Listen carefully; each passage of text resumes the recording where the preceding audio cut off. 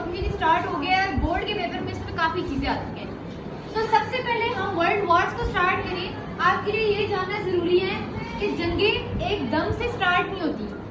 अगर मैं कहूँ इंडिया पाकिस्तान की जंग हो रही है, फलस्तीन इसराइल की अगर हो रही है, तो क्या वो एक ही दिन से स्टार्ट हो रही है? उसके पीछे कुछ ना कुछ कॉजेज होते हैं। सिमिलरली हम कहते हैं कि क़यामत एकदम से नहीं आएगी, इसके पीछे क्या आ रही है? इससे पहले कि हम वर्ल्ड वॉर्स पे जाएं तो हमें पता होना चाहिए कि बहुत सारी वॉर्स हुई हैं। पहली जो वॉर है उसे कहते हैं वर्ल्ड वॉर WW ठीक है। आज हम उसके कॉजेज भी पढ़ेंगे, लेकिन उससे पहले हम जानेंगे ये हुई कब थी। 1914 से लेकर 1918 कितने साल बन रहे हैं? 4 ठीक है। डेट्स अगर आपने याद कर लिए तो ये जुलाई है और ये नवंबर, ये आप लोग मिनिमाइज करके याद कर लें। बट अगर ये MCQs के पॉइंट ऑफ व्यू से आएगा तो ये इम्पोर्टेंट है। उसके बाद हम इसके नेम्स पे आएंगे। अगर आप पेज नंबर 38 पर आए तो यहाँ पर इस हेडिंग के ऊपर इस जंग के काफी नाम है।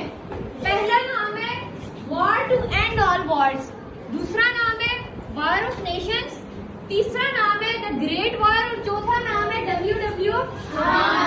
तो हम इसको सिंपली कहेंगे ये वर्ल्ड वॉर कौन सी थी? अब हम इसके कॉजेज पढ़े। इससे पहले आप ये देखिएगा इसने तबाही कितनी मचाई थी।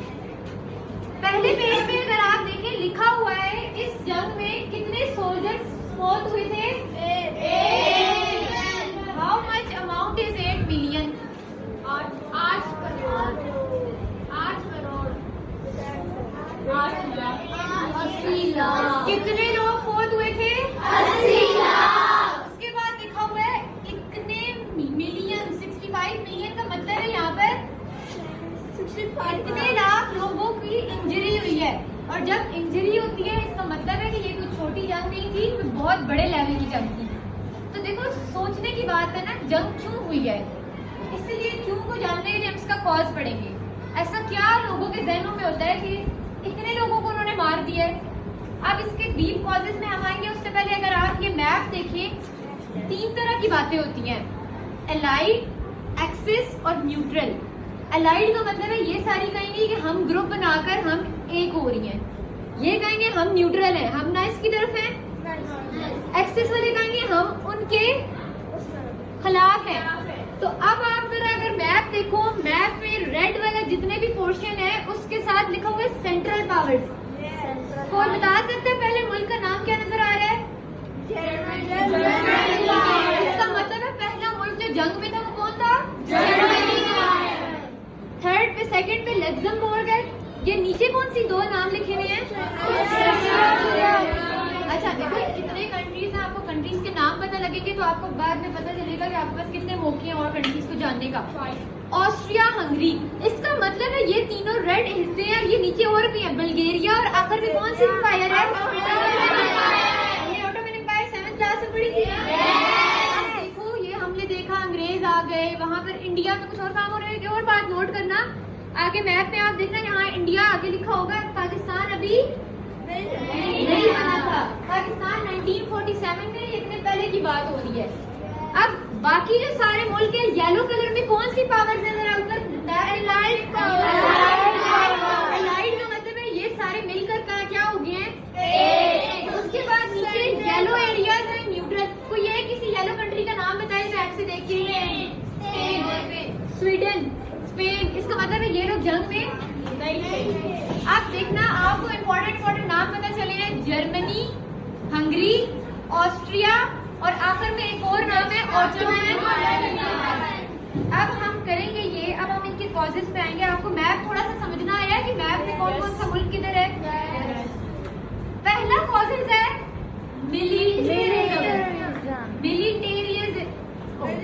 सॉरी मुझसे गलती हो गई है, दोबारा वर्ड को पढ़ते हैं। मिलिटेरिज्म। मिलिट्री लफ्ज से क्या समझ आती है हमें? आर्मी मतलब फौज। अब आपका जो लॉन्ग क्वेश्चन नंबर 1 है इसका आंसर वहां भी है, बट अभी हम बुक से देखते हैं सेम आंसर है।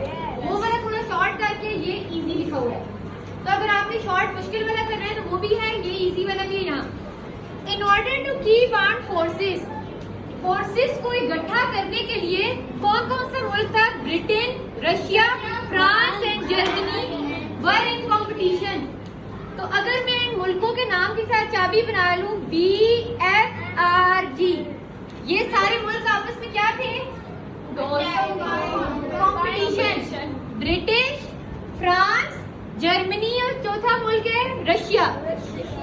इन सारे मुल्कों का कंपटीशन स्टार्ट हो गया। तो एक कहता है मेरी आर्मी ज्यादा होगी, दूसरा कहता है मेरी आर्मी ज्यादा होगी। तो इन्होंने कंपटीशन किया था कि हम देखेंगे किसकी आर्मी और टेक्नोलॉजी अच्छी है।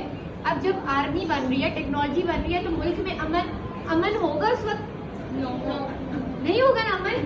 तो पहला रीजन आपने देखा कि आपस में मुल्कों ने किस चीज में कंपटीशन किया था? मिलिट्री। और मिलिट्री में लफ्ज हम याद करेंगे आर्म्ड फोर्सेस के, armed weapons.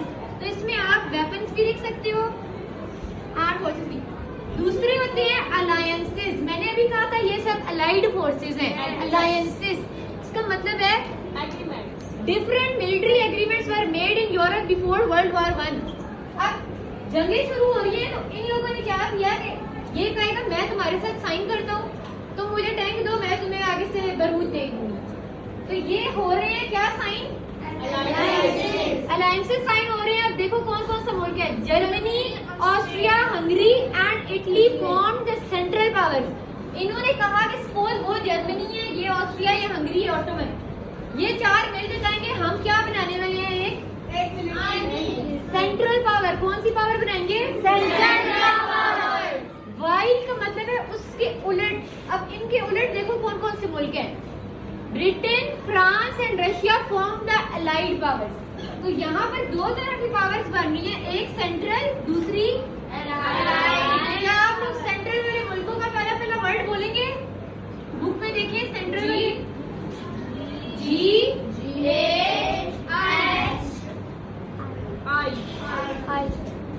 गाही। Germany, Austria, Hungary, Italy. अच्छा इसमें और भी मुल्क थे बट अभी के लिए हमें ये नाम सही है ना कि दो तरह की पावर्स बन रही है। इससे आगे दूसरे वाले मुल्कों के नाम अलाइड पावर्स में देखें, ब्रिटिश, फ्रांस, रशिया। इन सारों ने मिलकर अलायंसेस बना दिए थे। तो जब मुल्क आपस में कंपटीशन कर रहे हैं तो आपको समझ आ रही है जंग के चांसेस ज्यादा हो रहे हैं।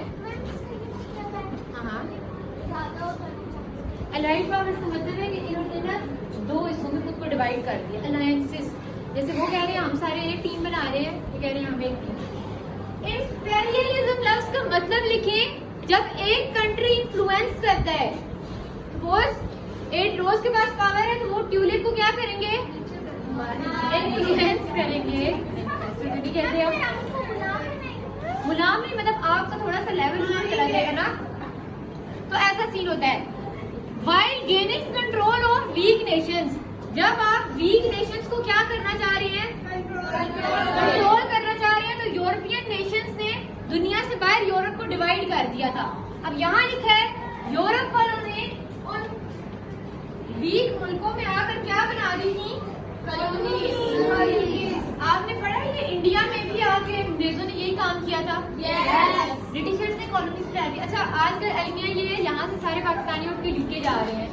आप यूके की वीडियोस देखो, उसमें वैसे ही लोग कोई टमाटर बेच रहे हैं, कोई क्या कर रहे हैं, कोई जलेबी वाला खड़ा है। यूके में बिल्कुल लगता है कि सारे हम ही लोग उधर रह रहे हैं।